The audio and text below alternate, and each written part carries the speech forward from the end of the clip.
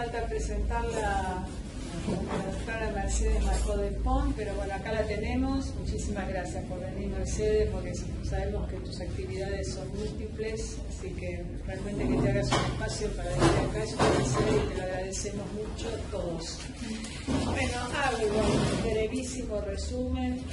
Se me fue. Pero es licenciada en Economía de la UBA, hizo su máster en maestría, lo tengo. Desarrollo Económico en Yale, en Estados Unidos. Ahora es secretaria de Asuntos Estratégicos de la Presidencia de la Nación. Creo que todos sabemos que también estuvo en la FIP. Fue presidenta del Banco Central, también estuvo al frente del Banco Nación, también fue diputada. Y bueno, fue profesora también en la universidad, en la UBA y en la de consultora del Programa de las Naciones Unidas para el Desarrollo, del Banco Mundial y del Banco Interamericano del Desarrollo. Breve. Casi nada. Breve, casi nada.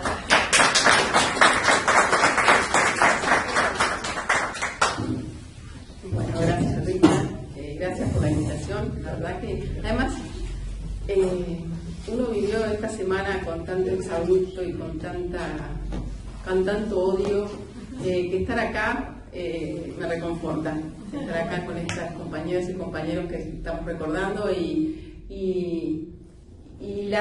lo que ocurrió esta semana puso en evidencia de que no tenemos que dar nada por sentado, ¿no? Que hay cosas que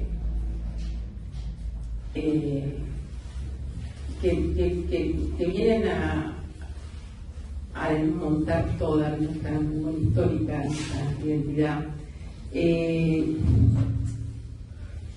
Y me parece que sería interesante, ustedes sé que han tenido su experiencia en términos de cursos de historia, pero a mí me gustaría tomar un poco una mirada histórica, por eso le dije este título pretencioso, pero bueno, no podemos olvidar que estamos cumpliendo 40 años de democracia y que muchas de los problemas políticos que nuestros gobiernos enfrentaron y están enfrentando ahora tienen que ver también con parte de esas deudas sociales y económicas que tiene nuestra democracia, ¿no? Y entonces me interesaría poner un poco en el contexto tanto histórico nuestro, pero como también en el contexto internacional, ¿no? Porque lo primero que quizás es bueno identificar que casi las 2/3 partes de nuestros 40 años de democracia transcurrieron bajo regímenes neoliberales. Esa es la primera definición, ¿sí? Gran parte de las deudas pendientes de nuestra democracia tienen que ver con la hegemonía de modelos que produjeron transformaciones estructurales muy fuertes, que después los gobiernos progresistas, los gobiernos populares, nacionales y populares que vinieron después, muchas de esas rémoras no las modificamos, no las logramos modificar.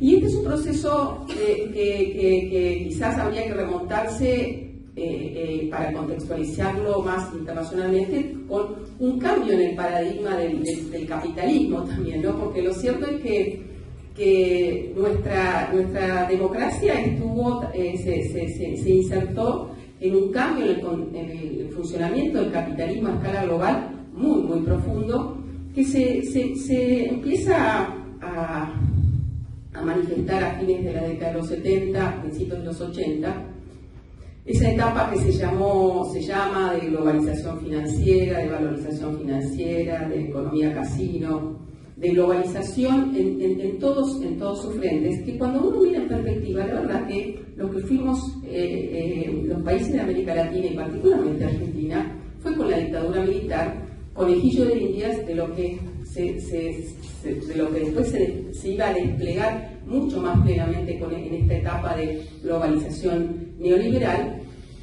que parte obviamente de determinadas decisiones de cambio de régimen, macroeconómico fundamentalmente, que tiene le diría 3 pilares fundamentales, que además se pueden, esos 3 pilares los podemos identificar claramente en la época de la dictadura, en lo que fue la década de los 90, y después lo que fueron los 4 años del macrismo. Esos 3 pilares, esos 3 cambios de régimen tienen como contrapartida evidente lo que fueron las 3 grandes oleadas de endeudamiento externo que sufrió nuestro país. ¿Y cuáles son esos pilares del cambio de régimen? Básicamente lo que se llama la desregulación de la cuenta capital, o sea, se liberaliza absolutamente el ingreso y salida de capitales financieros, la desregulación del sistema bancario, del sistema financiero, y la apertura comercial.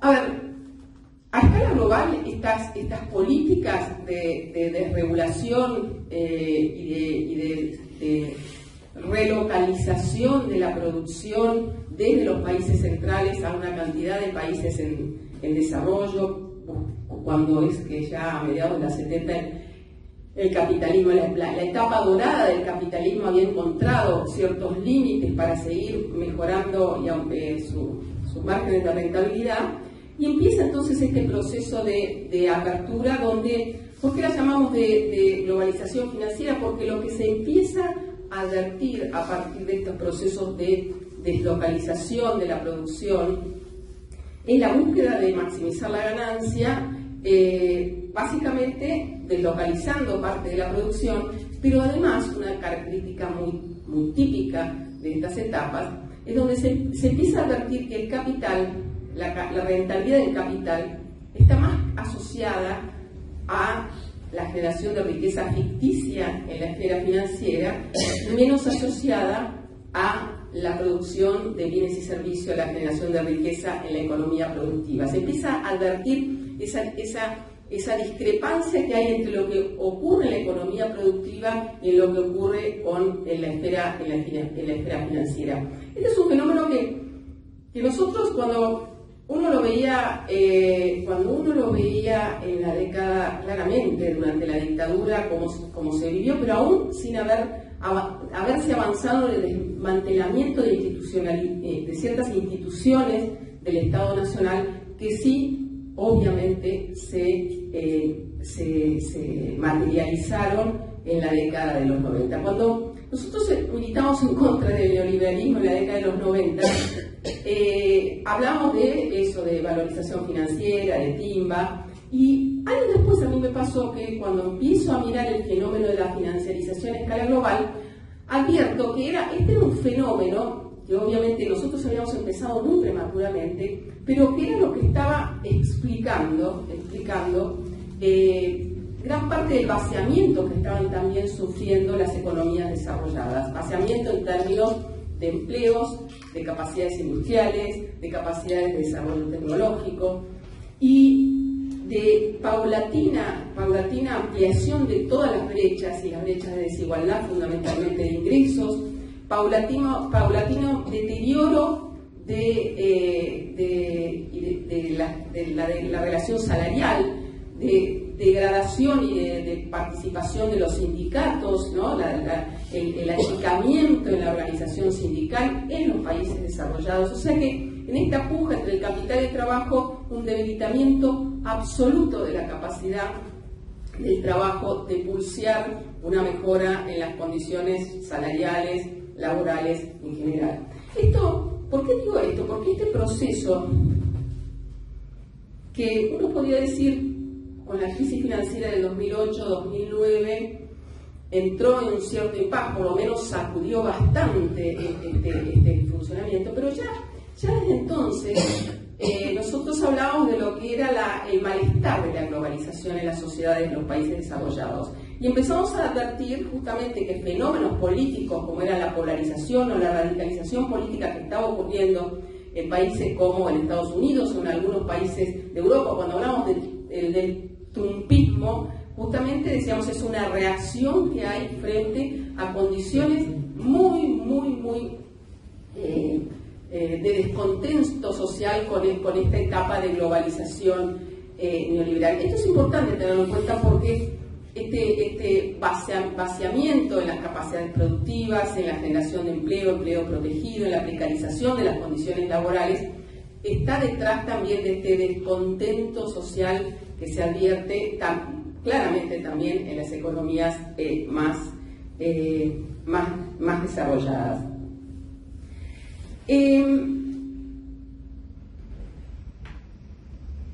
Cuando uno escucha, ¿sí? En la actualidad, hago una digresión, venía hablando recién con una persona de procuración para que me explicara un poco más de este fallo que sacó de la Corte de Nueva York sobre IPF, ¿no? Y entonces uno empieza a volver a repasar lo que significó el menemismo en términos de transformaciones estructurales y de concesión en términos de soberanía en todos los frentes, porque no solamente fue el endeudamiento que obviamente es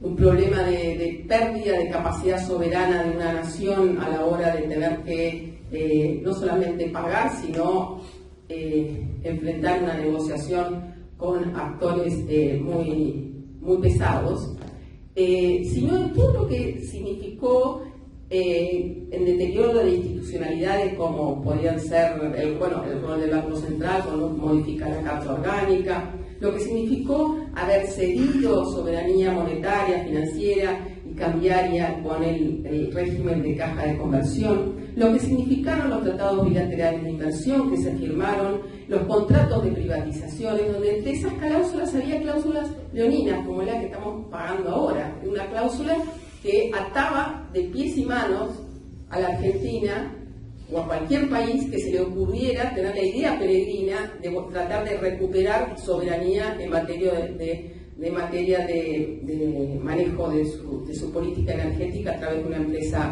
una empresa estatal. Entonces, uno lo que advierte que ese deterioro y esa degradación en las condiciones salariales, la verdad que puede haber muchas filminas interesantes, pero que muestran de manera tan elocuente de lo que fue este cambio de la política macroeconómica, hola, ¿qué tal? De este régimen de apertura, de desregulación, apertura financiera y apertura comercial. Ahora, estos regímenes que con sus más y con sus menos, seamos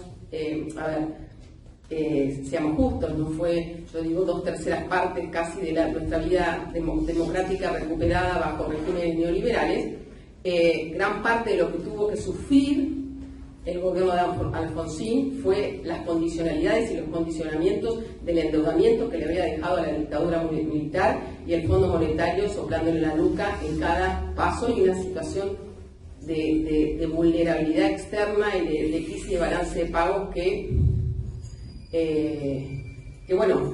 no pudo modificar, por lo menos no entremos a analizar si había grados de libertad o no había grados de libertad, pero lo cierto es que toda la primera etapa de recuperación de la democracia en Argentina fue acompañada de políticas económicas que seguían medianamente lo que eran las directrices del consenso de Washington. Ahora, cuando uno mira en perspectiva los problemas más estructurales de la economía argentina que han conducido históricamente a estos procesos de auge y de retroceso, aparece lo que nosotros siempre llamamos la famosa restricción externa, ¿sí? Y la restricción externa medida de la forma más tradicional, que es un país, si Eduardo Borghi habrá dado todos los números de cuánto es el valor de lo que exportamos, cuánto es el valor de lo que importamos, y está y esta relación perdidosa que tenemos con el resto del mundo, al ser un país que se inserta como país productor y exportador de materias primas, sobre todo de materias primas agropecuarias. Y eso es lo que ha llevado históricamente a procesos de estrangulamiento externos. ¿Esto qué quiere decir? Argentina es un país que empieza, que tiene su límite de crecimiento cuando se queda sin dólares. Y cuando se queda sin dólares, además, tiene un agravante con la tradición inflacionaria que tenemos, que han sido justamente la insuficiencia de dólares y los shocks devaluatorios lo que han generado las aceleraciones inflacionarias en la Argentina. No podríamos entender la inflación de este año si no la asociamos a que nos faltan este año la cuarta parte de nuestras exportaciones, y esto que está generando una expectativa de devaluación que incide directamente en el proceso de formación de precios. Pero el otro gran componente de la restricción externa, por eso nos quedaríamos cortos si dijéramos, bueno, nos industrializamos, empezamos a ser superavitarios y ya se resuelve el problema de crisis recurrente de balance de pago en la Argentina. No, lamentablemente en Argentina es una rara avis porque tiene otro condimento y otro componente muy relevante de su restricción externa, que es el bimonetarismo. ¿Sí? El bimonetarismo, que también podríamos dedicarle toda una tarde a ver los orígenes del bimonetarismo, pero que claramente se consolida ese bimonetarismo durante la década de los 90, en el sentido de que se genera la ficción de que un peso es un dólar, ¿sí? y que es un bimonetarismo que además tuvo una enorme legitimidad social. Eso también tenemos que tener en cuenta, sobre todo ahora a la hora de evaluar lo que nos está pasando en la actualidad, donde un eslogan marketinero como la dolarización tiene tanto asidero dentro de parte de la sociedad argentina. Pero el problema del bimonetarismo, que es que nuestra moneda no es solamente, ya no es más reserva de valor para la porción de los argentinos y las argentinas que tienen capacidad de ahorro, es igual y a veces diría más importante, por lo menos nos pasó en nuestro gobierno anterior con Cristina y también lo estamos viviendo ahora en los últimos años, que el componente de la dolarización de excedente por parte de los sectores, de gran parte de la sociedad, sobre todo los sectores más concentrados, y acá hago otra digresión. Es cierto que cuando uno analiza todos los procesos de endeudamiento y fuga de la economía argentina, lo que se advierte es que son los grandes jugadores y el poder económico más concentrado el que lidera ese proceso de fuga de capitales. Pero también es cierto que al nivel de atomización, ¿sí?, que tiene hoy la vocación de dolarizarse por parte del que tiene 2 mangos con 50, también es un problema para garantizar un proceso sostenible de crecimiento y de estabilidad monetaria, financiera y cambiaria. Ahí yo recuerdo cuando estábamos en el Banco Central, en el gobierno de Cristina, y nosotros hacíamos cuentas ya antes de poner las regulaciones cambiarias en el 2011, decíamos, bueno, ¿cuánto es que permitimos comprar? Y empezamos a hacer la cuenta de $100, $200, $300, cuántos millones de personas, y nos daban siempre cifras que no tenían asidero en términos de las necesidades objetivas que tiene nuestra economía de tener dólares y producir dólares de la manera más genuina que se producen los dólares, que es a través de su comercio exterior y de sus exportaciones, no a través de la deuda. Entonces, en ese sentido, creo que nosotros cuando analizamos la historia de estos 40 años, lo que sí tenemos que reconocer críticamente es que no hemos logrado ni modificar en profundidad la matriz productiva de la Argentina, que nos lleva a estas situaciones recurrentes de estrangulamiento. El año pasado el 56% de las exportaciones de la Argentina fueron agrícolas, por eso estamos pariendo esta sequía como la estamos pariendo. Y por el otro lado, el otro componente que es la dolarización del excedente, del ahorro, por el uso del dólar como reserva de valor. ¿Por qué sigue siendo importante en la actualidad? Porque nosotros hoy por hoy podemos decir no estamos perdiendo tantas reservas, porque hoy hay regulaciones cambiarias que introdujo el gobierno anterior que limitan la posibilidad de ahorrar con dólares de reservas, pero esa pulsión por ahorrar en dólares no se está manifestando tanto en las reservas como en lo que son las famosas brechas, ¿sí?, por ir a comprar dólares a los mercados alternativos. O sea que de una manera o de otra la capacidad desestabilizadora de generación de expectativas devaluatorias y de generación entonces de aceleración de los procesos inflacionarios están presentes. Entonces, yo creo que a la hora de pensar, tenemos que ganar las elecciones, ¿sí? Pero de las agendas que nuestros gobiernos, nuestros espacios políticos, nuestros proyectos políticos tienen que plantearse, tienen que estar tan presentes la necesidad de la transformación de esa matriz productiva como de cómo se garantiza un proceso de reducción de esta cosa más cultural, ¿no? Nadie piensa que de la noche a la mañana vamos a estar en condiciones de desandar el proceso de monetario que hoy predomina en la Argentina. Lo que sí es cierto es que hay que plantearse, obviamente, una agenda de estabilidad de nuestra moneda, de estabilización de nuestra moneda, pero también de ver todos los otros aspectos que hoy atraviesan el funcionamiento de nuestra economía que legitiman el funcionamiento bimonetario. Entonces, les diría que es cuando aparece como novedoso, ¿sí?, el planteo de la dolarización, y aquí también voy a hacer otra desviación, el planteo de la dolarización, que en los últimos días se lo viene criticando aún por parte de Juntos por el Cambio y también de parte del establishment internacional por inviable, ¿sí? Se está diciendo no tienen los dólares, no se pueden, te hacen el cuadro de doble entrada y te dicen no tenés los dólares, sale Melconian, y dice ¿a cuánto tendría que ser?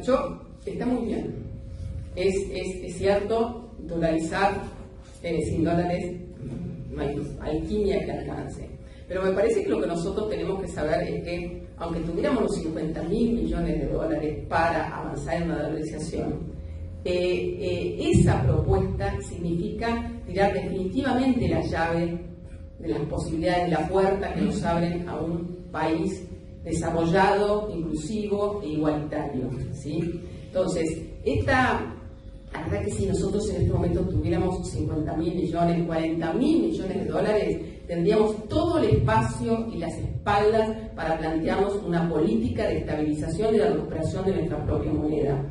Ese es el desafío más relevante que tiene la política macroeconómica, que está inevitablemente asociado a que vuelvan a aparecer, a que volvamos a no solamente pasar la sequía y tener mejores condiciones de saldos exportables el año que viene, sino en toda la transformación de nuestra estructura productiva para exportar mayor valor agregado y para sustituir importaciones y ampliar nuestras capacidades industriales y tecnológicas.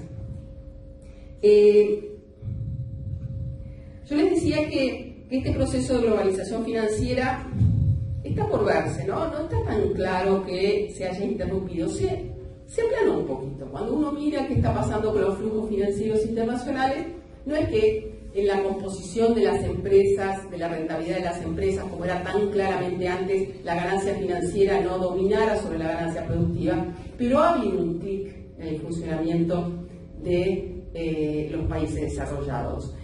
Y ese clic ya tiene que ver, y fundamentalmente entiendo que tiene que ver, con la conciencia que tiene Estados Unidos respecto a la pérdida de hegemonía a nivel global, ¿sí?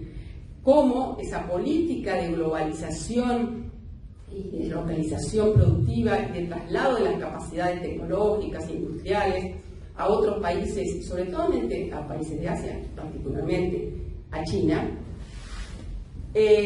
con la irrupción de la pandemia y con la irrupción de la guerra, quedó medio al descubierto que el rey estaba desnudo, ¿sí? Y lo que aparece ahora rápidamente es una fuerte intervención por parte de los países desarrollados, especialmente por parte de Estados Unidos, para recuperar ese espacio perdido en términos de generación de empleo, de calidad, en términos de producción industrial, en términos de desarrollo tecnológico. Entonces, advertimos que ya este proceso que ya se venía viendo diría hasta antes de la crisis de la subprime en el 2008-2009, es que empiezan a haber políticas para que el capital vuelva a relocalizarse en los países desarrollados. Y esta idea de lo que eran las famosas cadenas globales de valor, donde el capital iba y decía acá, me quedo acá porque acá no hay bajos salarios, no me instalo acá y hago otra partecita, otro eslabón, lo hago acá porque no me piden ningún tipo de regulación medioambiental y otra partecita la hago acá porque en realidad tengo ese proceso de deslocalización en cadenas y en eslabones en distintas localizaciones a nivel planetario. Eso se está volviendo y empiezan entonces lo que se llama el proceso de desglobalización, o empiezan a aparecer estas lo que llaman cadenas más cortas, y entonces empieza a aparecer otro criterio, que es decir, bueno, cadenas con países amigos, ¿sí? O cadenas donde esté más cerca de los que me van a proveer, porque resulta que China cierra su economía por problemas de COVID y desabastece a toda la industria tecnológica. Y entonces lo que estamos asistiendo es un proceso de fuerte intervencionismo por parte de los estados nacionales, tanto en Estados Unidos, en China siempre existió, nunca lo dejaron, lo están perfeccionando, y en Europa. Entonces, acá aparece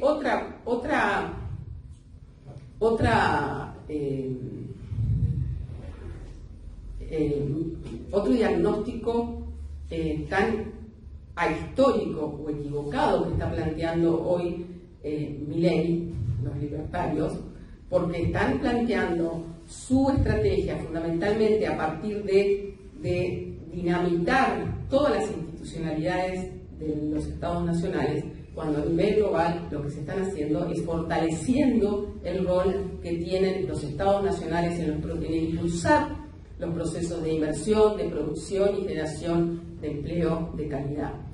Obviamente ahí aparece un dato objetivo, que es la crisis climática, y la crisis climática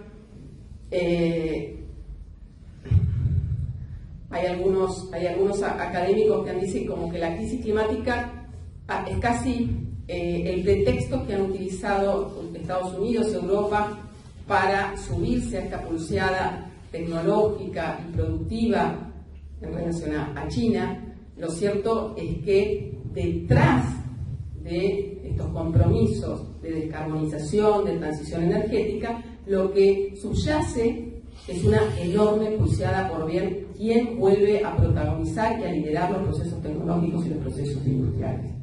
¿Por qué digo todo esto? Porque en esa lectura de lo que está pasando en el mundo, también nuestros países y particularmente la Argentina tiene una oportunidad histórica. Yo soy una economista, me considero una economista del desarrollo.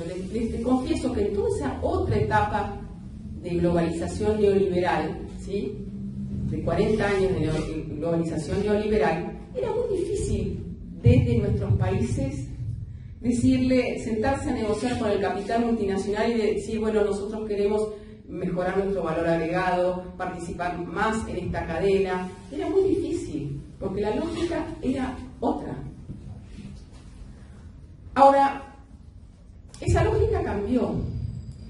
Y nuestros países, particularmente la Argentina, hoy dispone de ciertos recursos naturales que son imprescindibles para que los países desarrollados, Estados Unidos, Europa, puedan avanzar en su agenda de transición energética.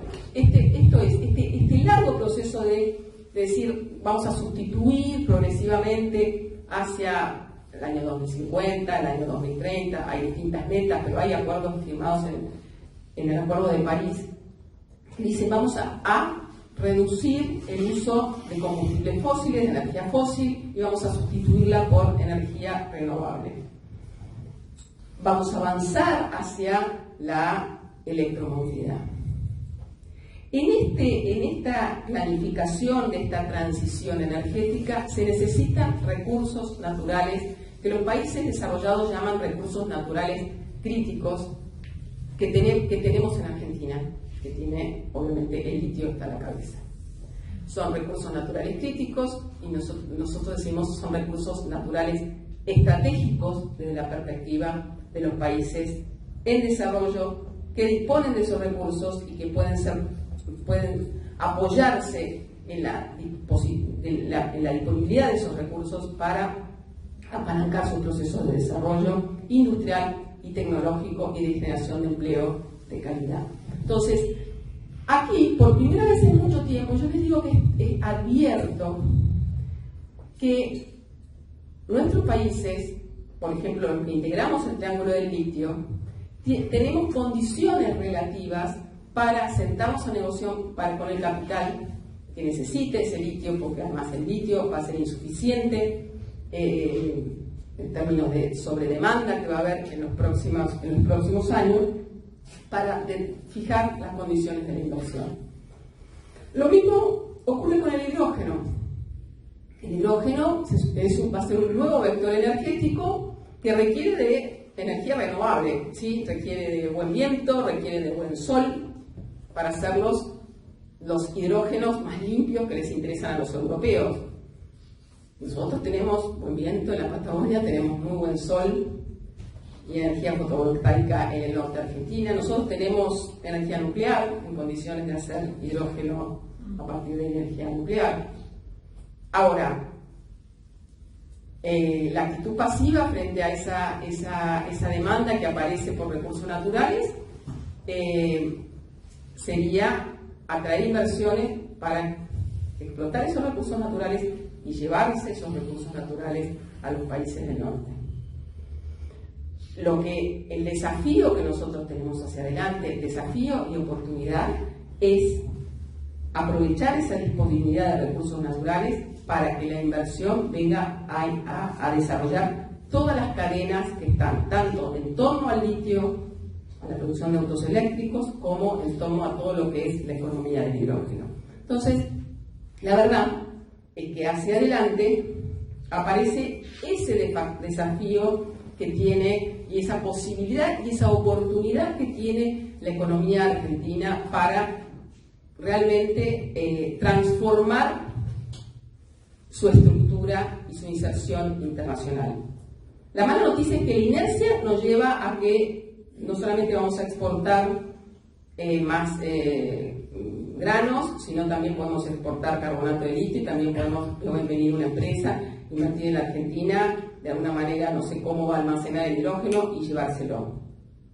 Nosotros desde el gobierno estamos trabajando para que las reglas de juego al capital externo, al capital privado, sea para que se transforme eso localmente, generando riqueza, valor agregado en nuestra economía. La verdad es que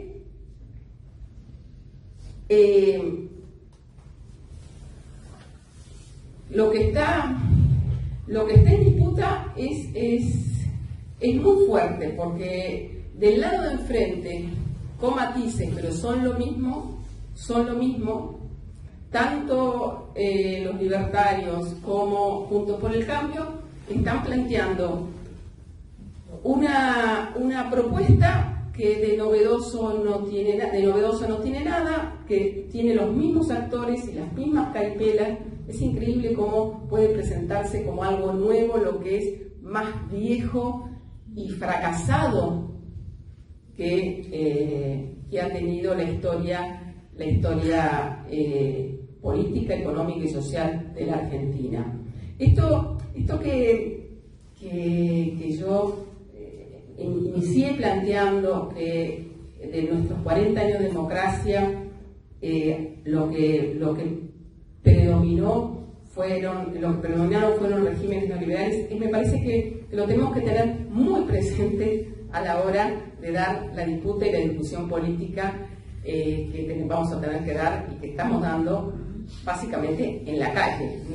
Obviamente no tengo nada que convencerlos a ustedes, sino me parece que es importante que tengamos conciencia de un horizonte muy favorable que tiene la Argentina para poder avanzar en ese proceso de transformación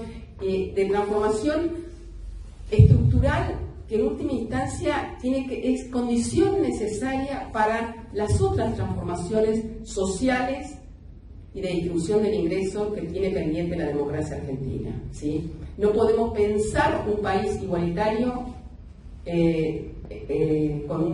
siendo un país productor y exportador de materias primas. No podemos pensar que la distribución del ingreso puede ser más equitativa si nosotros no logramos la distribución del ingreso no solamente a nivel de la relación entre el trabajo y el capital, sino a nivel de los distintos entramados de empresas, entre empresas grandes, entre empresas medianas, entre empresas pequeñas, a lo largo y ancho de nuestro territorio, si no se avanza realmente en un proceso de desarrollo inclusivo federal. Y eso supone generar valor agregado a nuestros recursos naturales.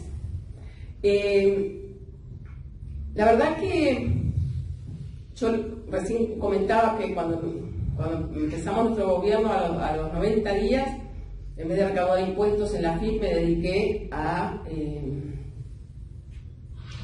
pagar salarios, ¿sí? Entonces me decían, pero vos qué pasa, vos no tenías que recaudar impuestos porque te transformaste en una agencia de transferir ingresos. Y yo tengo que reconocer que el trabajo que se hizo articulado, que pudimos hacer articuladamente, la importancia y de trabajar en todas las áreas del Estado, con ANSES, con AFIP, con trabajo, para pagarle los salarios a más de 3 millones de trabajadores y trabajadoras en pocos meses, ¿sí? Apareció la pandemia, a las 3 semanas ya estábamos pagando los salarios. Y lo mismo uno puede decir de la capacidad de reacción que tuvo el Estado Nacional para todo lo que fue la política sanitaria, el Estado Nacional, junto con los estados provinciales. Entonces, las capacidades de un Estado que asume una agenda y de transformación, las tenemos, pero hay que todavía mejorarlas y eficientizarlas enormemente. El desafío hacia adelante es justamente, ¿por qué digo eficientizarlas también? Porque obviamente que sabemos que muchas veces hablamos de nosotros de reivindicar la escuela pública y del otro lado del mostrador hay alguno que dice, a mí dame el voucher es algo pero lo que tenemos que hablar con nuestros compañeros y compañeras y sobre todo desde la política tanto nacional como provincial es la necesidad de mejorar las condiciones de nuestros docentes, mejorar las condiciones de la infraestructura, pero también mejorar la calidad de la educación pública en Argentina. Nosotros tenemos que empezar a dar discusiones que a veces nos autolimitamos porque nos parece que son discusiones que da la derecha y no son discusiones de la derecha, son discusiones que tenemos que dar las respuestas las tenemos que dar los proyectos nacionales y populares. Y lo mismo digo, por ejemplo, y se lo digo a los compañeras sindicales, no puede ser que no podamos hablar de productividad. Parece que hablar de productividad es decir, vamos a cagar a los trabajadores. No, y hablar de productividad tiene que ser una agenda y una política deliberada de mejora de productividad y de mejor distribución de la productividad del trabajo. Discutamos como en todo caso cómo se distribuye la productividad del trabajo, pero no la importancia que tiene plantearse políticas de capacitación, de inversión, de formación para homogeneizar la productividad del trabajo que hoy está totalmente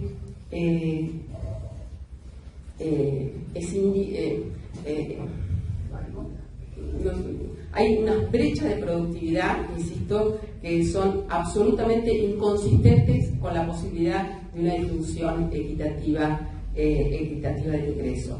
Entonces, yo creo que no tengo respuestas y me gustaría por eso que pasáramos un poco a conversar entre todas y todos. Nosotros tenemos un desafío enorme porque estamos a mitad de camino y tenemos un horizonte fantástico, pero un horizonte que puede ser frustrante en términos de perder un tren de la historia. Nunca tuve tan claro, les cuento, que está pasando un tren, que en torno a toda esta movida de la crisis climática y la transición energética, nosotros tenemos una oportunidad histórica de sentarnos a generar reglas de juego para que esa avidez que tienen los países desarrollados por los recursos naturales en los cuales disponemos pueda transformarse en mejores condiciones para que la inversión se haga acá, el empleo de calidad se genere en la Argentina, el desarrollo tecnológico se genere y se apropie y se transfiera en la República Argentina. Entonces, ese entusiasmo, por el otro lado, se condice hoy con una posibilidad. Vamos a hacer todo lo posible para que ello no ocurra y creo que lo podemos lograr si nos movemos en estas pocas semanas que nos quedan de aquí a la elección de octubre, pero también puede ser una enorme frustración si lo que aparece ahora es no solamente nuevamente el régimen de desregulación financiera, de valorización financiera, sino también de absoluta entrega de soberanía en materia de explotación de los recursos naturales y que sea la ley del mercado la que decida. Entonces, condiciones para iniciar una etapa de desaceleración de la inflación, existen condiciones. Hoy yo hablaba con un representante de Brasil que, estaba preocupado, decía, ¿qué pasa, no? Y estamos tratando de asociar si esto era Bolsonaro, si el fenómeno de Bolsonaro era parecido al fenómeno que estamos teniendo acá con Milei, y planteaba matices. Y creo que tiene razón. No solamente porque Milei no es Bolsonaro, porque el andamiaje que estaba detrás de Bolsonaro no es el de Milei, que en realidad no se sabe bien qué andamiaje, sino que es un producto mediático, pero que en el caso de Brasil, que es una sociedad distinta y más compleja y que quizás se con una predominancia además del rol de las iglesias evangélicas y un rol distinto también de las Fuerzas Armadas, que en el enojo la desazón que hoy atraviesa a la sociedad argentina. El enojo, la desazón, la irracionalidad, porque a veces nosotros decimos tenemos que ir con un discurso del miedo en el sentido de qué es lo que se va a perder en términos de derechos, en términos de futuro, en términos de vida, pero ¿alcanza o no alcanza? Hay una cuestión emocional muy fuerte que está atravesando también en la sociedad argentina, que nosotros tenemos que encontrar el mecanismo de poder interpelar y llegar a ese resorte. Por eso creo que el rol que tiene la militancia en esto, y no es un cliché de campaña, puerta por puerta, timbre por timbre, pero hay un trabajo militante de abajo hacia arriba, que el mejor gurú que nos oriente en cómo encarar la campaña no va a alcanzar si no nos movilizamos. Así que a trabajar, y estoy a disposición para charlar un rato. Gracias. Muchísimas gracias.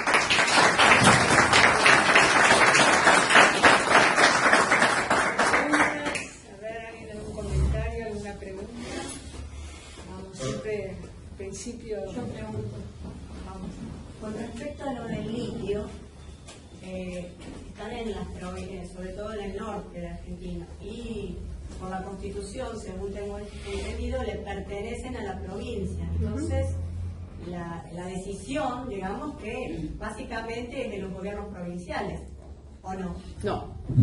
No en el sentido, a ver, es cierto, la diferencia, por ejemplo, entre Chile y Argentina, o Bolivia, ¿sí?, que somos los tres países del Triángulo del Litio, es que en el caso de la Argentina, es cierto, es el único país en que está en cabeza la explotación de los recursos naturales, la propiedad de las provincias. Ahora, eso no inhibe a que el gobierno nacional puede generar reglas de juego para garantizar que una parte de eso que se extraiga se industrialice en la Argentina.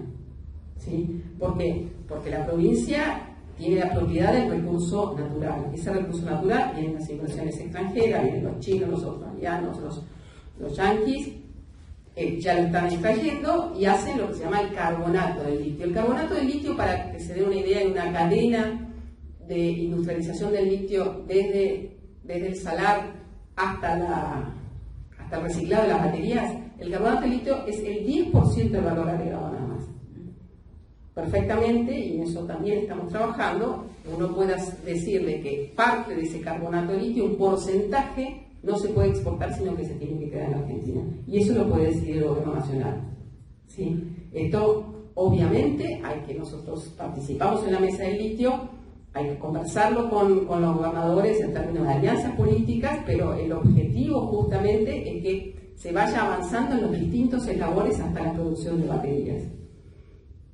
En el caso de Chile, por ejemplo, Chile tiene ya desde hace años un régimen por el cual el 25% de lo que extraen las empresas privadas se tiene que quedar en Chile para su industrialización, y recién este año están empezando en ese sentido. Nosotros hemos copiado un poco el sistema chileno porque creemos que existen condiciones, y además Argentina tiene las capacidades tecnológicas, tiene los ingenieros químicos, tiene la tradición de la industria química, básicamente es mucha industria química. Ustedes sabrán que Quitec está haciendo la primera planta piloto para producir baterías en Argentina. Es una planta piloto que nos sirvió para desmitificar esta idea de que Argentina tenía que salir a exportar el litio y olvidarse de la idea peregrina de producir baterías. Estamos trabajando en eso, y estamos trabajando también en una ley para promover la producción de autos eléctricos, porque es toda la cadena hasta la electromovilidad. Nosotros, el peso que tiene la industria automotriz en Argentina y en Brasil nos obliga a que, si no queremos más temprano que tarde ser importadores de autos y dejar de producir autos, empecemos a desarrollar la tecnología y las plataformas para hacer autos eléctricos en Argentina. En estos dos aspectos es lo que tenemos que avanzar. Tenemos que avanzar, no hemos avanzado todavía. Lo de hidrógeno tengo entendido que El hidrógeno sí. están trabajando. Lo de hidrógeno sí, porque la ley ya la presentamos. La de ley de hidrógeno, esa la trabajamos mucho en la Secretaría de Asuntos Estratégicos junto con la estrategia del hidrógeno. La estrategia del hidrógeno es una estrategia básicamente de industrialización, es decir, cómo vamos a desarrollar toda la cadena y todos los desarrollos tecnológicos en términos de electrolizadores, en términos de generadores, en términos de servicios, de lo que se necesita para producir hidrógeno en la Argentina. Esa estrategia la vamos a presentar el martes que viene y la ley ya está en el Congreso y por lo menos esperamos poder apurarme, aunque sea media sanción. Pero son cosas que se pueden truncar si no ganamos. Y si se gana también es complejo. Y si se gana vamos a tener que generar la relación de fuerzas y para impulsar estas cosas. Porque es cierto, es cierto que muchas veces la desesperación por tener dólares hace que digan, olvídate, salgamos a exportar litio. Y es cierto, en un par de años ya no va a ser las 2/3 partes casi de nuestra cesta de exportaciones los granos. Van a estar, parte va a ser el litio, parte va a ser el gas y parte van a ser los granos. O sea que va a estar más diversificado. O sea, bueno, eso es buenísimo. Es buenísimo. Por varias razones. También por gobernabilidad, ¿no? Con quien te pulsea del otro lado. ¿Y la tecnología del conocimiento? Y la tecnología del conocimiento, sí, en términos de servicios. Es así. Ahora, si ustedes me preguntan, ¿esa canasta de exportaciones es la canasta deseada? No. Detrás de esas exportaciones de litio, detrás de esas exportaciones, tiene que desarrollarse todos los encadenamientos que producen desarrollo de servicios, de tecnología, de bienes industriales y de empleos de calidad, ¿sí? Porque además una de las características que tienen estas nuevas actividades que nosotros todavía no perdimos la carrera tecnológica. Cuando se pierde la carrera tecnológica se pierde. Hoy, si me dice Mercedes, en Argentina vamos a producir paneles solares, no podemos competir con los chinos en los paneles solares. Ahora, ¿podemos producir baterías? Sí, podemos, tenemos la materia prima, tenemos la tecnología, tenemos las capacidades. ¿Podemos producir electrolizadores? Sí, podemos producir electrolizadores. De hecho, ITEC está fabricando un electrolizador. Esa carrera no la hemos perdido y estamos en absolutas buenas condiciones para subirnos a esas nuevas cadenas que se van generando en torno a estas actividades. Se necesita política, se necesita mucho más Estado, no menos Estado, ¿no? Bueno. En cuanto al gasoducto, ¿está funcionando el gasoducto? Sí, ¿no? Sí. Porque algunos están diciendo que no funciona. No, de hecho ya tenemos que salió equilibrado el balance energético y el año que viene vamos a tener superávit energético y además con la posibilidad de exportar a Chile y exportar a Brasil. Tiene que la mandar nomás. No, acá. Venezolano, algunos. Alfredo. A mí me gustaría conocer, digamos, desde tu voz que estás en el ejercicio gubernamental, ¿qué cosas se está pensando para hacer un control de todo lo que son exportaciones mineras? Eso incluye, bueno, el litio, el petróleo y todo lo demás. Porque, bueno, tenemos entendido, además haberlo visto en forma personal, en un viaje que hicimos hace poco a Panamá, los camiones pasan sin ningún tipo de control, no hay una balanza en ningún lugar, ni una institución que controle qué es lo que se lleva. Y aparentemente lo único que hay es una declaración jurada de los productores, o sea, se está haciendo con la minería lo mismo que ya históricamente se ocurre con los granos. No hay un control de lo que se está exportando. Con los granos, con la pesca, con... Sí, a ver, yo me pongo el sallo que me toca por haber estado a cargo de la FIP y a cargo de la aduana y haber impulsado, por ejemplo, con el tema de granos, lo que fueran las cartas de porte electrónicas, o sea, se digitalizó todo el proceso desde que salía del silo bolsa hasta que llegaba al puerto o a la fábrica para producir, hacer subproductos. En el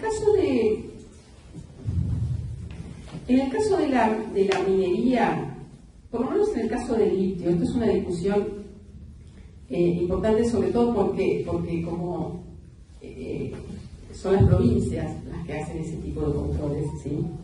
En términos de la producción, en términos de la composición de la producción. Yo recuerdo que en otro tipo de producciones mineras aparecía que empresas estaban en las provincias así, controlando que lo que se trajera y se declaraba como una cosa no fuera otra, mucho mayor valor. En el caso del litio sí me metí bastante. ¿Por qué? Porque aparecía una cuestión quizás mucho más alevosa, que hay una gran empresa argentina que produce en Catamarca que exportaba, que vende al exterior a un precio que es la 10ª parte del precio internacional, ¿sí?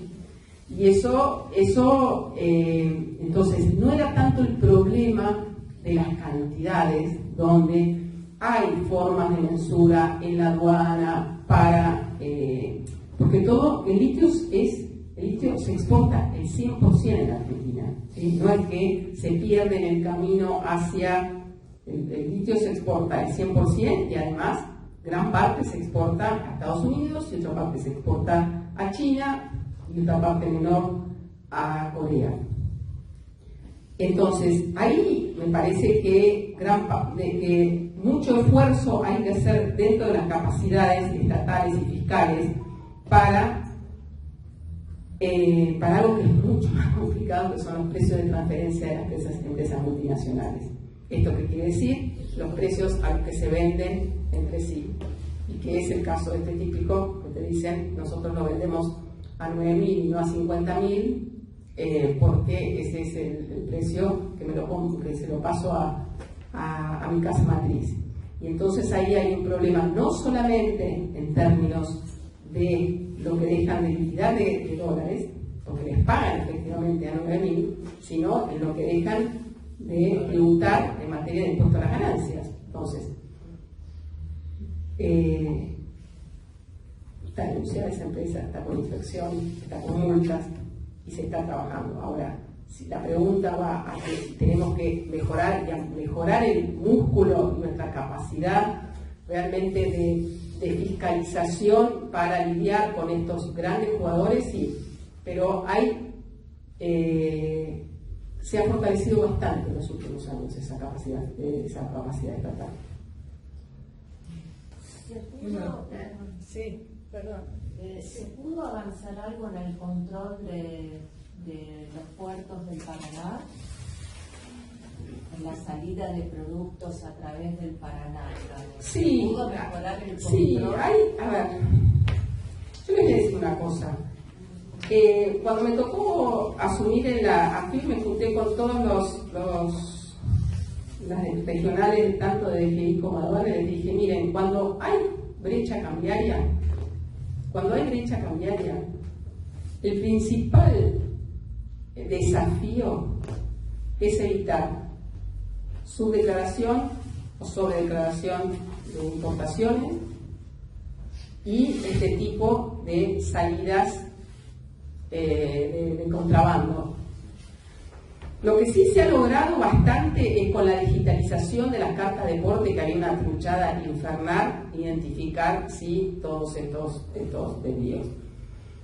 a veces, y sobre todo en el norte, hay situaciones de contrabando, y contrabando no masivo, pero sí de contrabando, que les diría que es muy difícil de controlar, pero quizás esa no es la prioridad. Los grandes números pasan por otros lados y pasan por mecanismos mucho más sofisticados de triangulación, de precios de transferencia, ¿sí?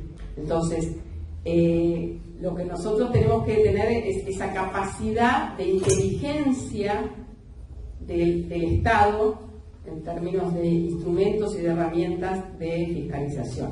Falta muchísimo. En la Argentina no teníamos resoluciones que abordaran la problemática de los precios de transferencia entre las empresas multinacionales. Lo leíamos, lo escribíamos en la academia, lo criticábamos, pero no teníamos resoluciones de AFIP. No teníamos resoluciones en AFIP que obligaran que permitieran saber quiénes son los beneficiarios finales de las grandes fortunas o de las grandes. No teníamos en AFIP resoluciones o normativas que nos permitiera conocer lo que en otros países se les obliga, que es la planificación fiscal. Yo te vendo a vos porque vos le vendes a este, etcétera, etcétera. Todas estas cosas las implementamos en los últimos años. Falta muchísimo. Perdón, ¿por qué no se avanzó con el canal Magdalena, que ayudaría a que los problemas del transporte marítimo no se escabulleran tanto? Sí, yo creo que esa parte de la agenda que tenemos, miren, el canal Magdalena, la hidrovía, es decir, les voy a decir, mientras venía para acá, escuchaba los argumentos de esto, de la encerrona que significó el acuerdo de privatización de YPF en el año 93, y de cómo había una cláusula abajo que eventualmente te llevaba a una judicialización y a que si no lo perdías por un lado, lo perdías por el otro. Yo pensaba que, y esto es autocrítico también, ¿sí? Nosotros no tenemos la capacidad que tiene la derecha para identificar y tener bien listado cuáles son todas esas rémoras que nos quedaron del neoliberalismo, que tiene que ser la agenda que tenemos que modificar. Y muchas cosas han quedado inercialmente. ¿Denunciamos un tratado de bilateral de inversión? No los denunciamos. ¿Se siguieron firmando convenios de doble imposición? Sí, se siguieron firmando. Entonces, y la derecha tiene clarísimo todo lo que tiene que desmantelar en términos de instituciones, en términos de fortalezas organizacionales, ya sea sindicales, obviamente en términos de capacidades estatales, en términos de derechos, y esa es la agenda que ahora, si ustedes preguntan, hicimos mucho, y sí, hicimos muchísimo, pero esto es lo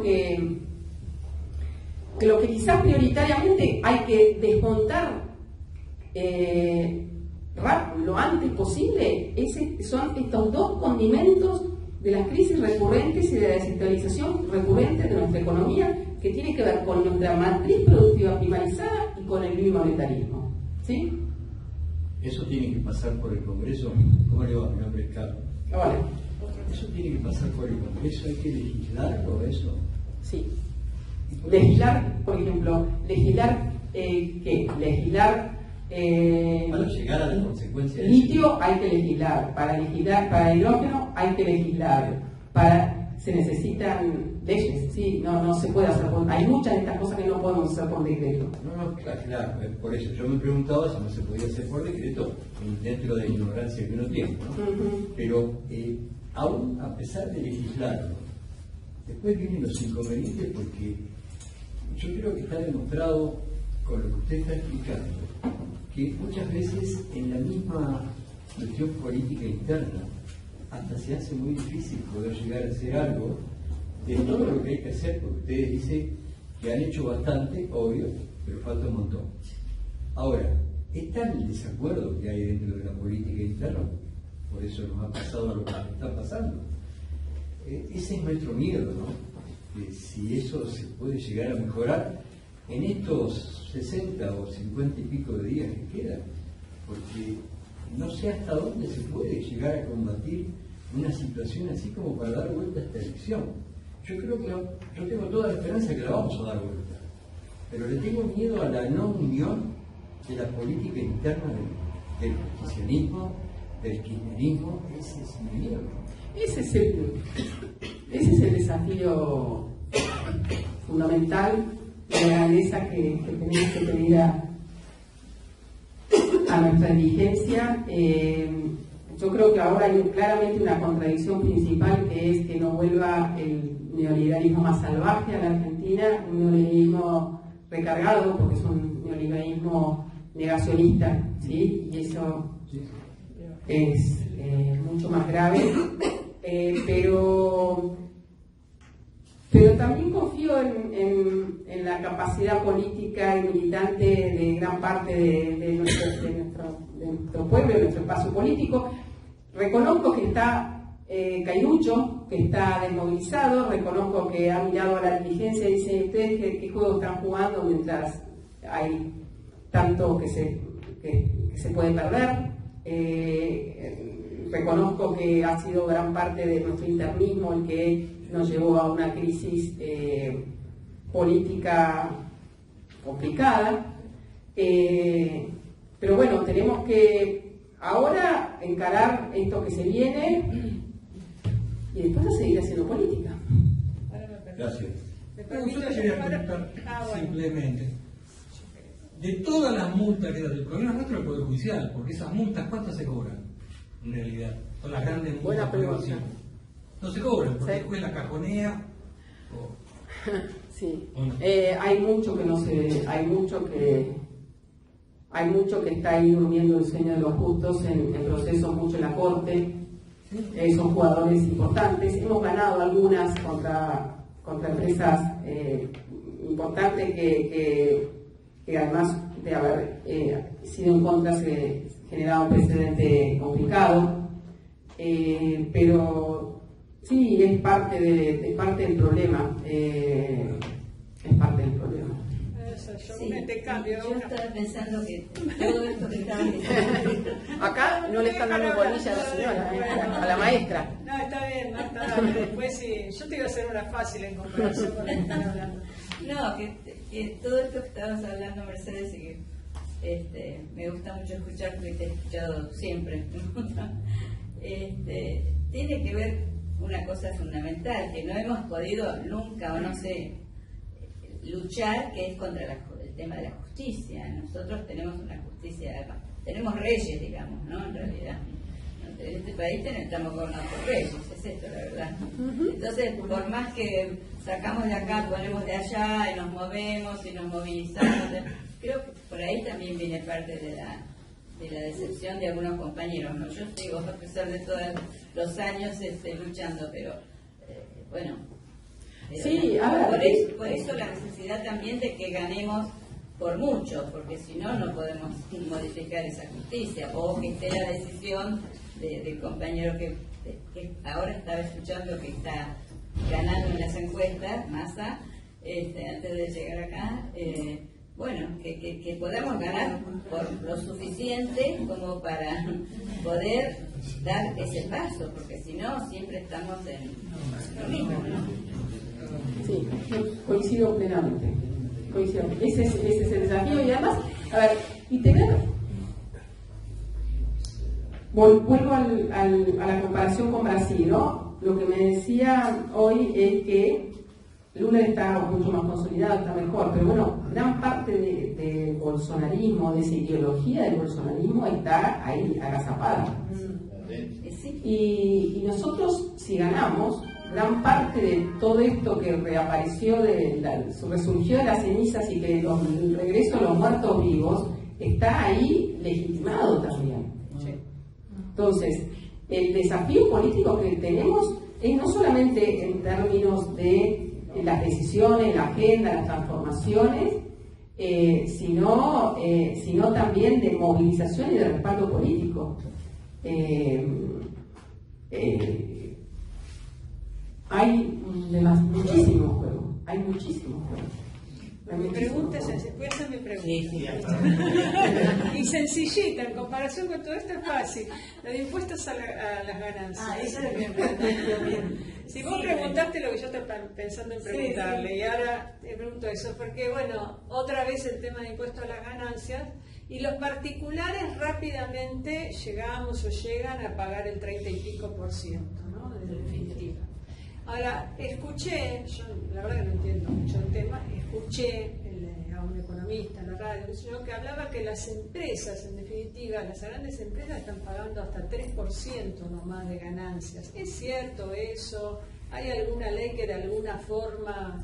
A ver, las grandes nosotros hicimos, lo que ha hecho el macrismo es, se desandó bastante la reforma tributaria que había hecho el macrismo. El macrismo, tres ejes había de su política tributaria.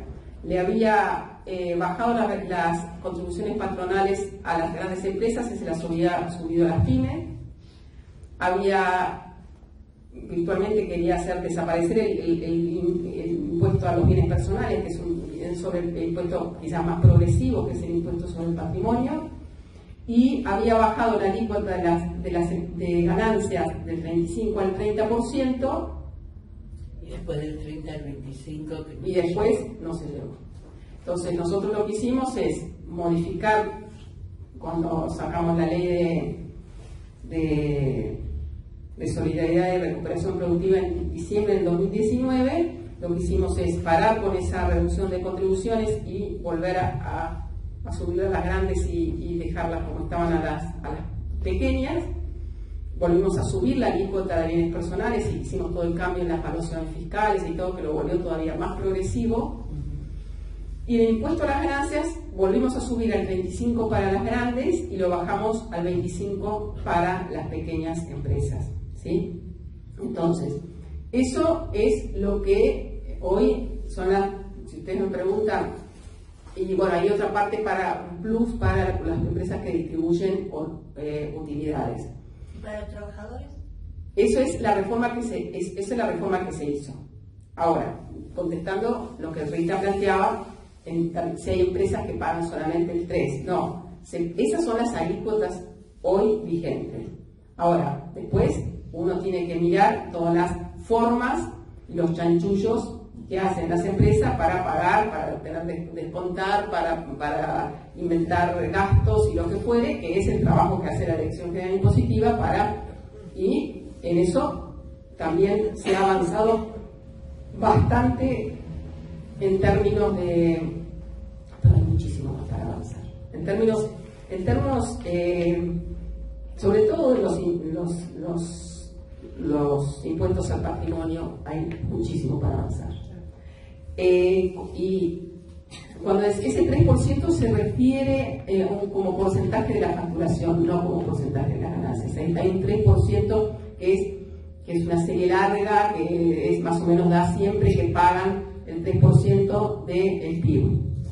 Pero las grandes empresas, hoy la alícuota promedio debe estar en el 29%, las grandes empresas pagando el 35% y el resto menos del 25%. ¿Cuál es un impuesto progresivo de alguna manera? No sé si está bien, yo creo que hay que poner el límite más alto, digamos, de los que... Ahora, después está la cuestión del impuesto a las ganancias de la cuarta categoría, que es el impuesto a las ganancias de los trabajadores y las trabajadoras en relación de dependencia. Rápidamente. Entonces, ahí la discusión, ayer lo hablaba con un importante dirigente sindical, yo le dije, te aviso que yo siempre estuve a favor del impuesto, no a las ganancias sobre los salarios, sino de los altos ingresos. Entonces, y coincidía que los trabajadores y trabajadoras que tienen elevados ingresos tienen que hacer su aporte. Lo que pasa es que con esta dinámica de la inflación, rápidamente, y entiendo que el lunes se van a juntar a la tarde para ver cómo se saca, se replantea para que haya trabajadores y trabajadoras que hoy están siendo incluidos y que deberían quedar excluidos de cuarta categoría, ¿no? Está bien, mala información. Espera, bueno, vos en el tema después, Carmen. Bueno, sí. No, te quería hacer una consulta con respecto a la cuarta categoría. Siempre cuando hablamos de la cuarta categoría vamos a los incisos A, B y C de la ley y quedamos afuera todos los que somos profesionales independientes que por nuestro monto de facturación no entramos en el monotributo. Sobre ellos no se habla nunca, yo no tengo empleados, ni siquiera, estoy empujando el lápiz todo el día, pero las alícuotas que a mí me graban son mucho mayores porque los mínimos no imponibles son mucho menores de lo que es un profesional de la misma carrera mía que está trabajando en relación de dependencia. Eso es un tema como que nunca se trata, ¿viste? Siempre se trata de los que trabajan en relación de dependencia, pero ¿qué pasa con el resto de la cuarta categoría? Sí, es un tema, yo creo que porque hay mucho rumbo, ¿sí? En este momento, sobre todo con procesos inflacionarios como el actual, eso rápidamente distorsiona todo. Así que yo entiendo que así como se han tomado medidas con monotributistas, que se están tomando ahora con algo se va a hacer también con autónomas, en términos de descuentos, alícuotas. Gracias por la buena noticia. Carmen, tenías una pregunta. Sí, no, muy claro como lo explicás, un tema que por lo menos para mí es muy complejo de entender, ¿no? Porque la cosa sencilla de la economía pasa, para mí por lo menos, y creo que para muchos, por el bolsillo, ¿no? Estamos mejor, estamos peor, estamos igual, pero no dejo de entender que el futuro en manos de otros que no seamos nosotros, cuando digo nosotros me refiero a nuestra política, puede ser nefasto. Ahora, y me atengo a lo que vos dijiste con respecto a la educación, ¿no? Sin tener temor de decirlo. Nuestros dirigentes no llevan esta palabra de modo sencillo, masivamente, para que se entienda que va más allá de peluca, de lapato o del masita. Digo, es el proyecto político que aunque no sea el que más nos guste, queremos profundizar, sobre todo nosotros que acá somos los más jóvenes, como este chico, yo, digo, eso es la que digo, no hay, digo, llevar esta palabra de modo simple para que se entienda que va más allá de estas características externas, de este mediático, de esta mujer que saltó por tantos lugares, y de este Massa que creo que está haciendo lo posible para que ganemos. Pero me parece que hace falta una mayor claridad en la palabra y masivamente, porque la verdad que la palabra la tiene Massa, y si para de contar, y vos o Alejandra el otro día, pero porque las convocamos, porque venimos, pero después no hay quien, por lo menos no me llega, no sé si por ahí están, y yo no lo capto, me parece que sería más que valioso. Ahora ha aparecido algún sindicalista, ahora, creo que los ha movilizado mucho la cuestión de la legislatura. Me parece que ahí recibimos más de unos cachetazos muy fuertes. Yo te lo digo y lo digo, por ahí es factible hacerle llegar que se pongan en movimiento, ¿no? Sí. Incluso, no sé si desde las provincias. Ahora, ¿vos crees que es porque acá algo que te dicen en general es los medios, en términos de la televisión básicamente, cuando dicen la agenda de los medios que nosotros creemos que es la que interpela, en realidad no la ve nadie, ahora son las redes, ¿sí? Y el éxito de Milei es la capacidad que tienen todos sus youtubers y todo lo que están inventando para comunicarse a través de redes. Porque esta cosa que alguien dijo, el problema es la comunicación. Yo lo vengo escuchando de nuestro gobierno anterior, con Cristina, el problema es la comunicación. Entonces, el problema es la comunicación, el problema es la movilización, el problema es que estamos encarando mal. Yo me hago la autocrítica, estoy tan metida en la gestión que creo que ahora tenemos que salir más y salir y viajar y ir al interior y poder tener este tipo de diálogos donde uno profundiza mucho más, pero lo estoy haciendo con compañeras y compañeros. Yo no sé si un votante de Milei no me da vuelta la cara a los 2 minutos que empiezo a hablar. No lo sé, y no sé si somos nosotros los que somos funcionarios y funcionarias los que tenemos la legitimidad para persuadir o no sé, lo estoy pensando en voz alta. Coincido con vos en que hay una parálisis y que ahora recién me parece que se está pensando más cómo nos movilizamos frente al peligro de que si no nos van a comer crudos. Pero lo transmito y los espacios que tenemos. Pero miren, hicimos hace poco con Agustín una reunión con académicos y con referentes de la cultura. Más o menos planteaban lo mismo, la misma desazón en el sentido, bueno, organicémonos, cómo nos conducen. Nos está faltando un poco de eso. Por eso entiendo que, como nos pasó, ¿se acuerdan en la elección con De Scioli en el 2015? Que al final fue una movida un poco espontánea y de decir, bueno, me parece que ese es el rol que también nos cabe como militante, ¿no?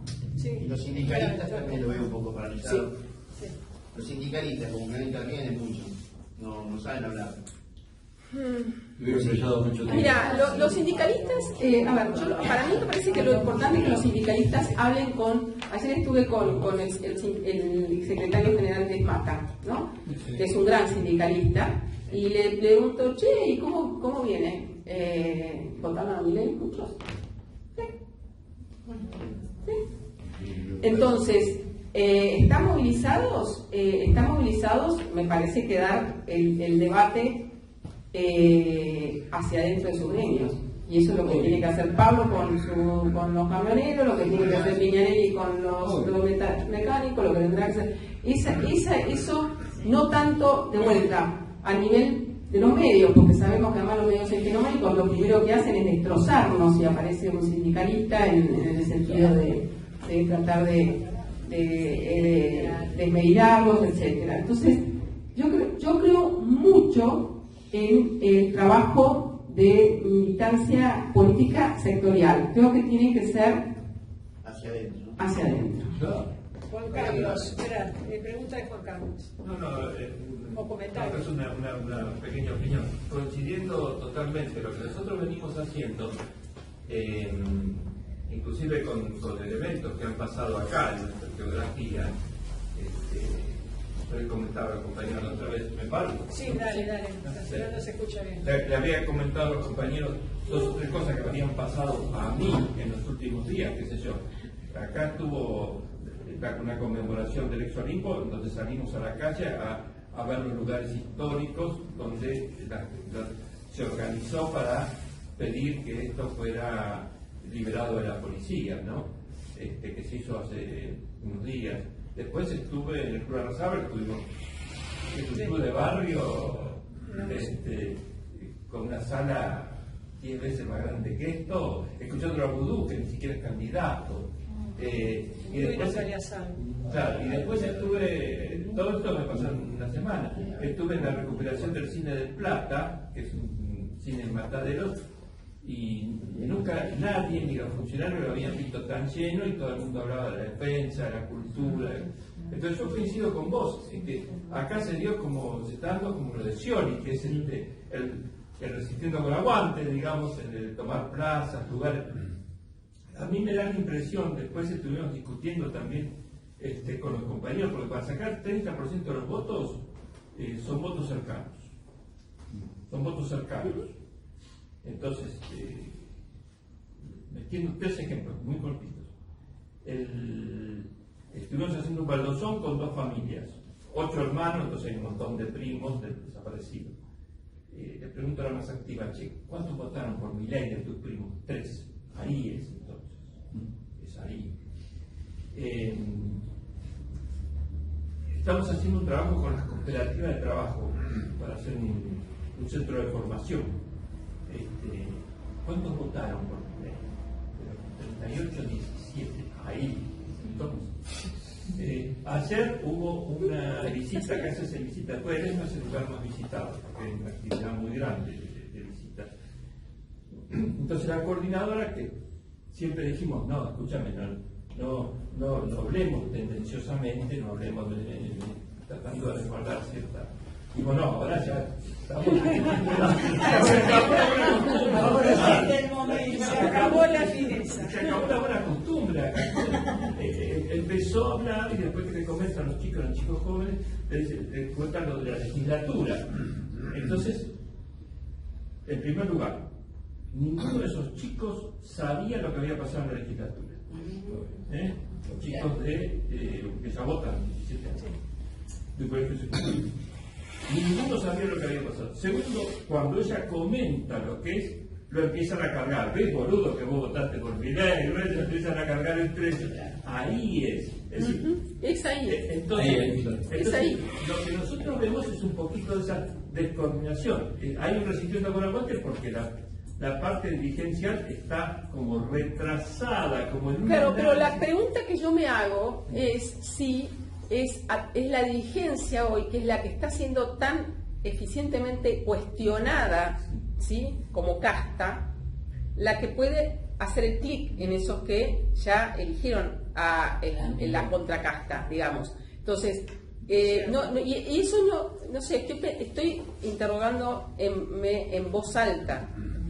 ¿Cuánto es que...? Yo creo que eso no lo sabemos. Lo que sí me parece que no tenemos que tener dudas es que hay que salir a interpelar en todos los ámbitos. Absolutamente. Entonces, la duda de que salgan los compañeros que más conocen los temas, que más... porque acá hay una reproducción, nosotros somos todos militantes. Yo estoy mirando al compañero de Chicago, ¿cuántos de la comisión directiva de la Comisión de Cultura de Chicago, cuántos de Chicago hay que votaron por... Entonces, hay un montón de cosas que nosotros tenemos que... lo que sí me parece que saliera disparada, no hay que dudar. Entre otras cosas, mañana viene el Parque de Avellaneda, viene Santoro. Entonces, me parece que no hay que dudar y no hay que ya guardar ninguna forma, hay que salir a interpretar de manera directa, decirle, che, boludo. El colectivo. Pero está Carlos, está Carlos. Yo tengo una duda. Como para que escuchen otra, Carlito. Sí, tengo una duda porque esto se parece bastante a lo que sucedió con Scioli. Sí. Y me preocupa que nada se haya aprendido. Sí. Me preocupa hablar de dirigentes que parece que no tienen dirigidos. O sea, el dirigente que uno nombra nunca se lo ve en territorio. Entonces, como nos pasó acá, el día que se anunció que Massa y Rossi eran los candidatos. Se terminó la charla, hay un compañero anuncia esto. Sí, yo. Estaba ahí atrás y prendí el teléfono y grité. Un velorio. Primero fue un griterío, después un velorio. Pero eso ¿por qué sucede? Y porque eso se resuelve en Tupper.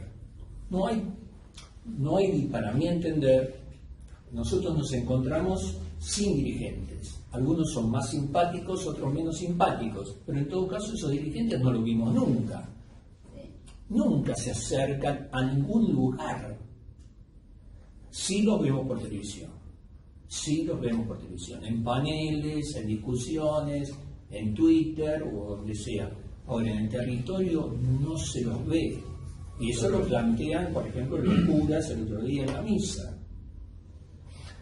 A nosotros nos contó Eduardo de la Serna que la gente en Bernal desconocía lo del atentado de Cristina.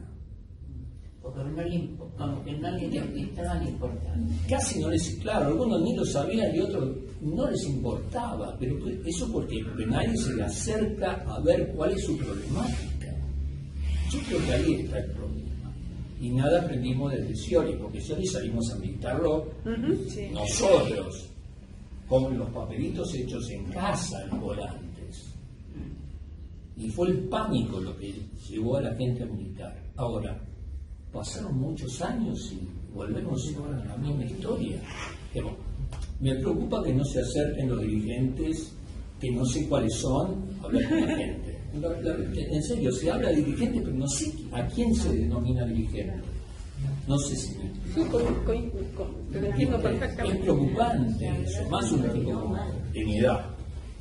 Sí, a los más grandes. Sí, Carmen, ¿querías agregar algo? Sí. Ahora. No, espera, está Carmen le levantó antes. No tenemos ni un volantito así chiquito que unifique el criterio político en todo el país.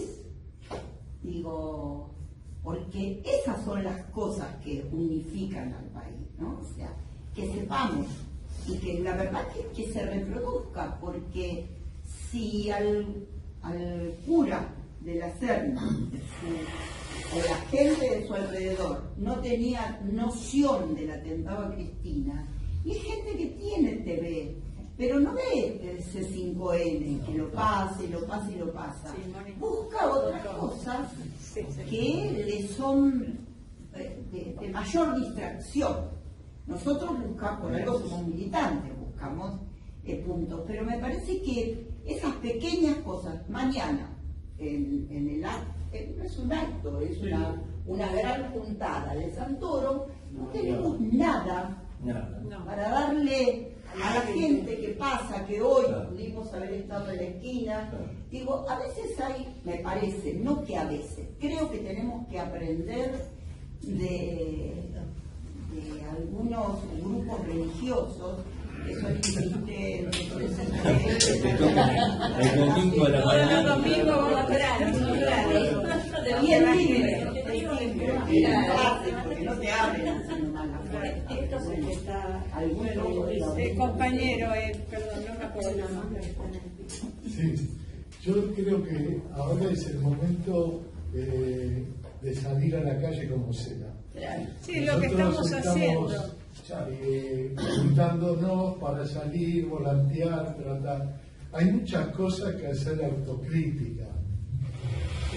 Hay herramientas importantes que no las usamos, que no practicamos y que no se ponen en manifiesto. Por ejemplo, en la ciudad de Buenos Aires hay una ley fundamental que es la ley de comunas. Yo formo parte de un consejo consultivo. Cada comuna, hay 15 comunas. Cada comuna tiene aproximadamente 200.000 habitantes. En la reunión del consejo consultivo de la comuna 10, a veces hacemos fiesta cuando hay 20 participantes, de 200.000. Y la otra, estaban hablando, hay mucho, ¿no? Yo fui delegado gremial y me sacudieron y bueno, me aplicaron la ley. En ese momento yo pertenecía a la Juventud Trabajadora Peronista. Fuimos los únicos que combatimos de alguna manera la burocracia sindical. Es extraordinaria la burocracia que hay.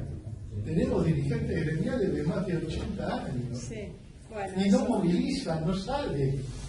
En este momento perdimos la calle hace rato. Sí, pero bueno, yo le voy a dar una buena noticia, porque ayer me dijeron que, y hoy me confirmó alguien del grupo ahí de Sergio, que están empezando a organizar un poco más, sobre todo en la ciudad de Buenos Aires, el tema de cómo se sale a militar, y supongo también en términos de orientación, de consignas comunes y de material. Así que esto que acaban de decir, yo voy a verificar cómo se piensa operativizar después para que llegue a todos los barrios, ¿no? A todas las comunas. ¿Sí?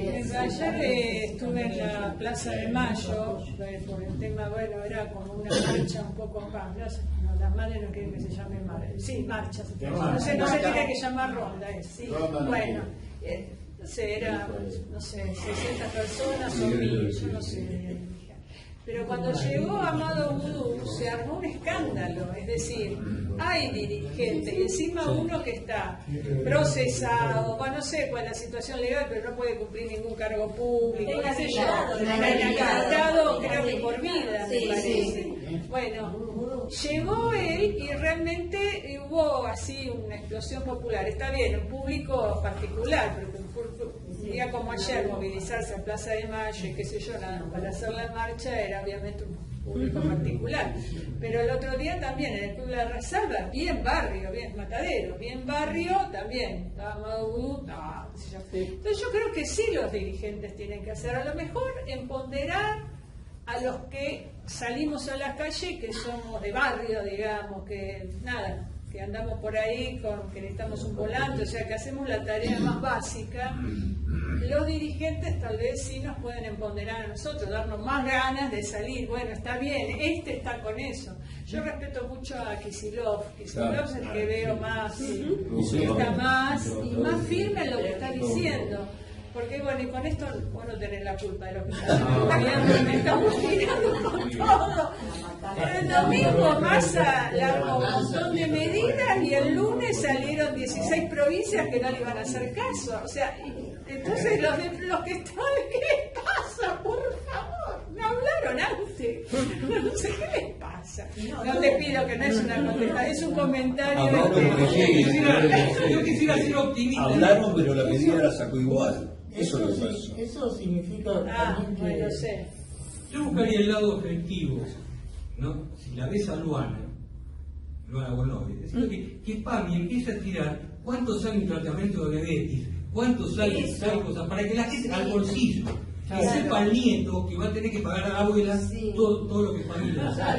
Eso lo está diciendo Massa, ¿eh? Eso lo está diciendo Massa, ¿eh?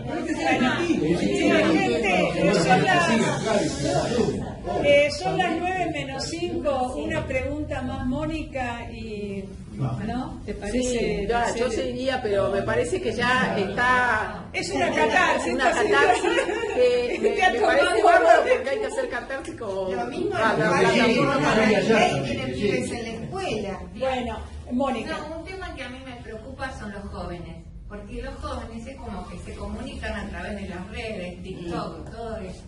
Y hay temas que sí, que no que no les interesan. Ellos a través de las redes es como que están manejando otro léxico. Bueno, llegar a eso. ¿Cuántos son los jóvenes? Muchísimo, porque ahora votan, igual al paso votaron los de 15 años también, aunque cumplieran antes de octubre de los 16. Bueno, lo que tenemos acá adelante son las economistas. No, por eso. Yo tengo parte de sus desazones, también las tenemos muchas y muchos que somos funcionarios y funcionarias.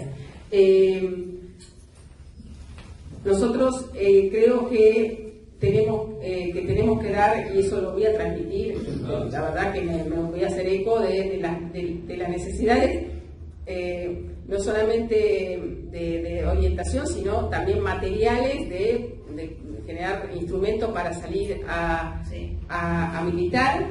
Creo muchísimo en el trabajo sectorial, ¿sí? y de la legitimidad que tienen, no sé, los científicos para hablar con sus pares, los docentes para hablar con sus pares. El tema de las redes, yo sé que también es un tema que preocupa, porque la efectividad que está teniendo la circulación de todo lo que son los mensajes de Milei, no hay con qué darle. Nosotros, de vuelta, tenemos que, me parece que todavía, por eso estoy pensando en voz alta, y creo que se necesita un poco también de alimentarnos, porque cuando uno viene a conversar con ustedes también es para ver si le encontramos la punta al ovillo en una problemática que tiene mucho de emocional, con una situación económica muy complicada, con un presente muy complicado, con mucha gente que la está pasando muy mal, con una inflación que este mes va a ser alta y que el mes que viene va a ser alta.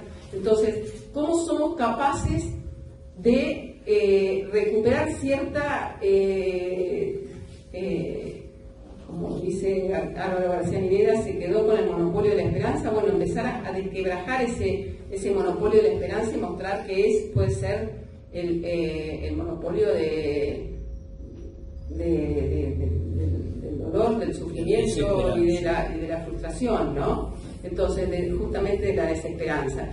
Eso, que estamos en una situación muy complicada, pero que hay datos, que hay objetivos, que hay condiciones para que podamos el año que viene empezar a resolver los problemas sobre todo de ingresos que le aquejan a la gran mayoría, me parece que tiene que ser parte, y también de empezar a introducir temas que creo que nuestro candidato oficial que ha venido incorporando, que por ejemplo a los jóvenes les son relevantes, como la cuestión medioambiental, ¿sí?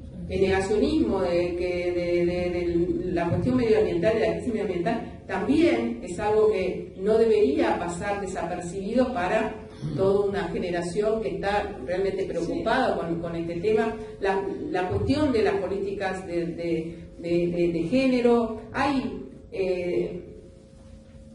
que organizarse un poco más, pero bueno, elementos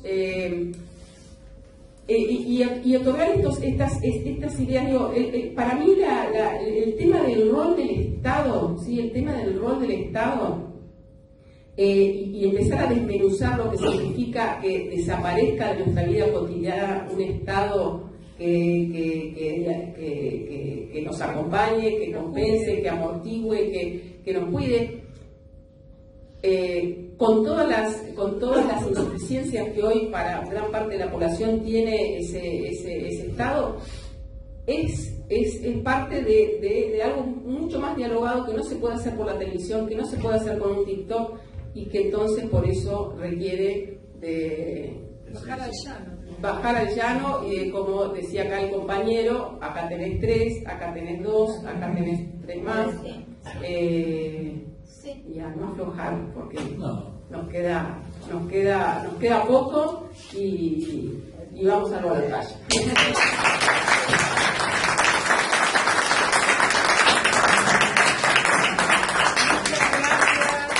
Muchas gracias por la paciencia. La próxima vez ya vamos psicólogos.